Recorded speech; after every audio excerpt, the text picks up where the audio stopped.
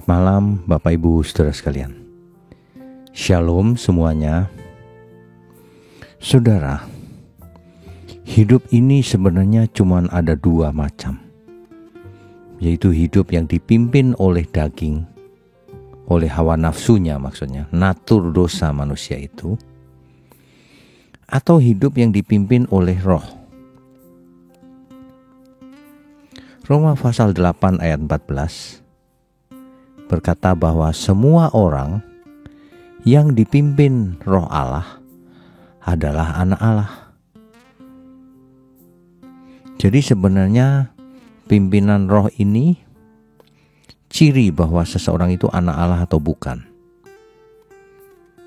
Sebab anak kejahatan tidak dipimpin oleh roh, tetapi dipimpin oleh dagingnya. Makanya hidup manusia ini sebenarnya memang memiliki kehendak bebas, maksudnya punya banyak pilihan. Cuma terkadang kita bingung harus melangkah kemana, mana yang benar, mana yang salah. Tetapi firman Tuhan menegaskan anak-anak Allah ditandai dengan satu hal, yaitu hidup mereka dipimpin oleh roh Allah. Pimpinan Roh Kudus tidak selalu berupa suara keras yang langsung didengar, atau tanda-tanda salib atau apapun bentuknya. Seringkali ia menuntun lewat damai sejahtera yang di hati, pengertian saat membaca firman, atau dorongan lembut di hati kita untuk melakukan kebenaran. Roh Kudus memimpin hidup seseorang itu bukan hanya di perkara besar, tapi juga dalam perkara kecil yang dianggap orang biasa-biasa saja, yaitu caranya kita bicara, cara kita bersikap, cara kita memandang, dan cara kita marah juga.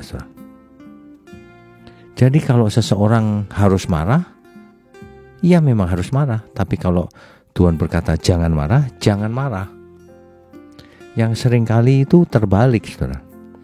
Ketika seseorang harus menahan diri tidak marah, malah ia marah. Ketika seharusnya ia marah, malah tidak marah. Terbalik-balik. Ya, kalau kita buka hati, Roh Kudus pasti memimpin supaya kita tidak berjalan menurut daging. Tetapi hidup menurut roh, dipimpin oleh roh, maksudnya adalah hidup yang sesuai kehendak Allah.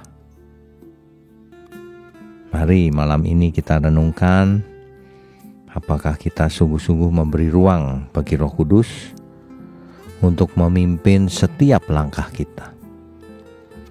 Ataukah selama ini kita hanya mendahulukan keinginan sendiri saja?